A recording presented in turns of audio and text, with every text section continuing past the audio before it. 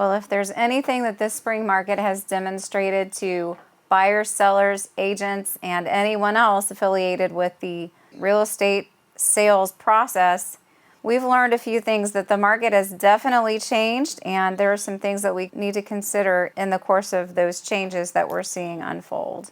In 2023 and 2024 in particular, we saw rates increase. The prices had already jumped up, so we know that there's been a mismatch there. There's not been a balancing between rates and prices for quite some time. But here are some things that you need to keep in mind if you're selling in particular in this market. Property condition, the importance of your property condition is back.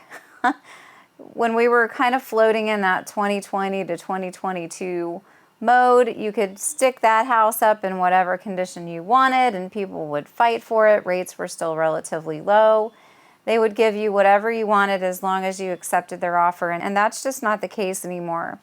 Once we hit that point where rates got up over 5%, there are certain issues that started becoming more and more important to buyers as they were spending more money and paying these higher prices for your house. Property condition is a thing. It is back. The days of just putting your property up in whatever condition you want and wanting top dollar are over.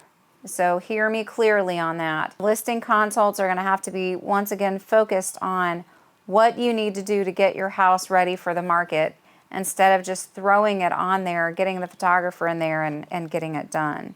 So you really need to consider the condition of your property as it matches up with price. And if you're asking for top dollar nowadays, then the condition of your property had better line up with that, because the first weekend is still so critical for getting under contract, and buyers are paying higher prices and their rates are higher too than they were a couple years ago. They've got to keep all that in consideration and make sure that they're making good decisions when they purchase property.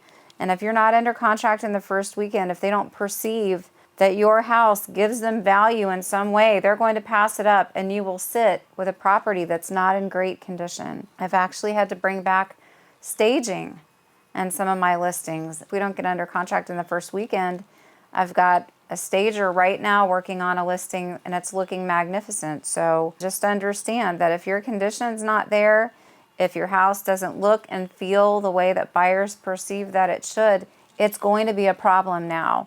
The sellers got by with that for a few years, but not anymore. So definitely make sure that the listing consults address all issues when you're selling.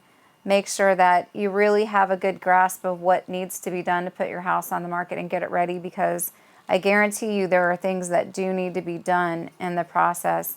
And we are no longer in that window of you being able to get what you want as a seller with minimal effort.